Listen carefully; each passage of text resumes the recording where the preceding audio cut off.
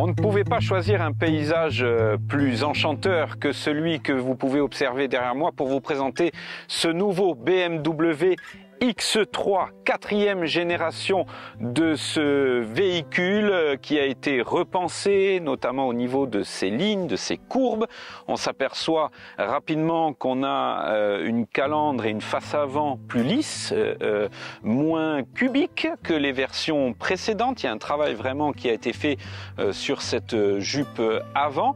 Et puis au niveau de ces calandres ici, avec des lignes à la fois verticales et diagonale qui renferme une trappe ici pour l'aération du moteur. On a des caméras aussi parce que vous allez voir qu'il est truffé de caméras ce nouveau BMW X3, mais en tous les cas je trouve qu'il est assez réussi au niveau esthétique. On a toujours ce capot à l'horizontale qui vient descendre presque abrupt, mais encore une fois avec des pare-chocs assez lisses sur cette face avant. Sur la face latérale, on se rend compte qu'il n'y a pas grand chose qui a changé, toujours une longueur de 4,76 m. On aperçoit quand même les jantes de 21 pouces sur notre modèle testé.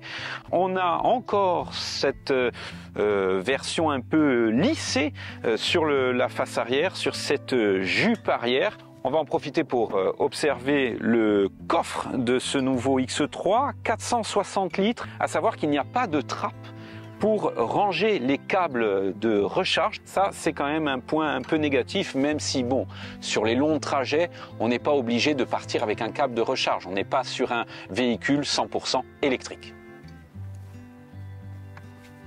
Chez BMW, en général, l'intérieur est aussi soigné que l'extérieur. Il est temps donc de visualiser cet habitacle du nouveau X3. La sellerie, d'abord, qui est très confortable. On va fermer la porte. Et là, en revanche, on a une petite erreur, je trouve, du côté des ingénieurs allemands. Parce que pour attraper la porte, alors certes, on a ici la poignée amovible pour ouvrir la porte. Bon, on pourrait se servir de ça pour la fermer. Mais normalement, voilà, c'est ici. Donc là, c'est un peu loin. Dommage. Il aurait fallu peut-être corriger ça. Ce qui nous enveloppe tout de suite dans ce nouveau X3, c'est sa sellerie en cuir et alcantara, vraiment très confortable, très agréable et réglable à tout point de vue. Il manque que le massage, mais vraiment on est bien enveloppé. Ensuite, au niveau du poste de conduite, on a deux dalles face à nous qui sont légèrement orientées vers le conducteur, une de 14 pouces et une de 12 pouces pour le Virtual Cockpit.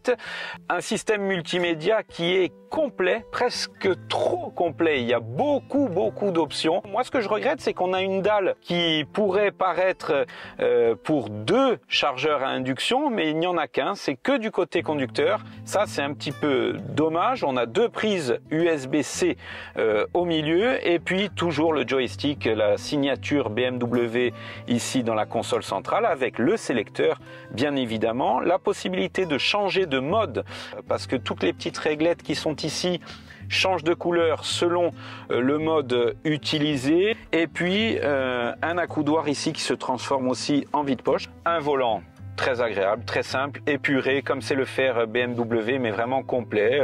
Voilà, il n'y a pas besoin de plus. Vraiment ce qu'il faut souligner, c'est le confort, un poste de conduite vraiment qui appelle au plaisir. Mais souvenons-nous que nous sommes dans un SUV. Alors les places à l'arrière sont quasiment aussi importantes que les places avant puisque ce sont souvent des véhicules destinés aux familles. On va voir ce que ça donne. À l'arrière, BMW n'a pas lésé les passagers. Vraiment, on retrouve la même sellerie, tout aussi confortable. J'ai laissé mon fauteuil en position de conduite et vous pouvez vous apercevoir de l'espace disponible pour le passager derrière le conducteur. Vraiment, c'est très confortable. On a de la hauteur sous plafond, c'est plutôt agréable. Un rappel de haut-parleur ici et puis un rappel de climatisation ici avec des commandes indépendantes. on peut régler exclusivement à l'arrière sa température et sa vitesse de soufflerie. Donc ça c'est plutôt remarquable parce qu'on ne le trouve pas dans tous les véhicules du secteur. Au milieu, on a un accoudoir central avec 2 portes gobelets ici, et puis cet accoudoir central se transforme en trappe à ski. Donc c'est complet à l'arrière également. Il est temps de passer à la conduite de ce nouveau X3. Là, nous sommes sur un moteur hybride rechargeable de 299 chevaux qui comprend un moteur thermique de 199 chevaux, 4 cylindres turbo-essence et puis donc une batterie électrique de 19,7 kWh qui développe environ 100 chevaux et le tout donc fait 299 chevaux. Allez, on va voir ce que ça donne au volant. Ce que l'on ressent immédiatement à bord de ce nouveau X3, c'est le confort. La majorité du temps, il reste en mode électrique. Ce X3, ce qui bien évidemment réduit considérablement la consommation. J'aime bien mettre le mode sport notamment parce que c'est là que le véhicule donne tout. D'ailleurs, on l'entend tout de suite. Il y a une sonorité différente parce que BMW a aussi travaillé sur les sons. En termes de conduite, on va dire que là aussi, c'est très propre, c'est soigné. Là, on est sur une route qui est assez sinueuse. On n'a pas l'impression d'avoir un véhicule de 2 tonnes, plus de 2 tonnes entre les mains. Vraiment, ça répond bien, ça freine bien, ça se place bien dans les virages. Ce X3 s'adapte à son environnement. On a un affichage tête haute qui vous prévient des dangers éventuels. Il capte bien sûr la voiture de devant. Il adapte sa vitesse. On a toutes les aides à la conduite possibles avec des caméras un petit peu partout. Voilà, c'est vraiment à la pointe des technologies actuelles. Voilà, on a quand même la possibilité bien sûr de désactiver toutes ces aides. Franchement, au niveau de la conduite, il n'y a pas grand-chose à redire. Moi, je prends du plaisir en tout cas. Il est l'heure de dresser le bilan de l'essai de ce nouveau BMW X3.